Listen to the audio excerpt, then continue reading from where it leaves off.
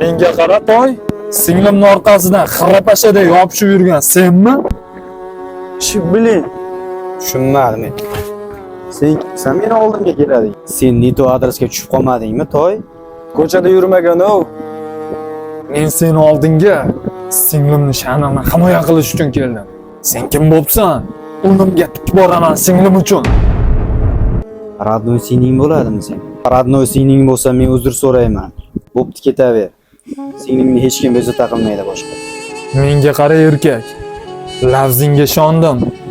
Lafzingda tur. Qara. Asad, seni tushunmadim. Bir mushimga yaramaydigan bolaga duxingni berib qo'yapsanmi? Men uni erkakligi uchun uzr so'radim.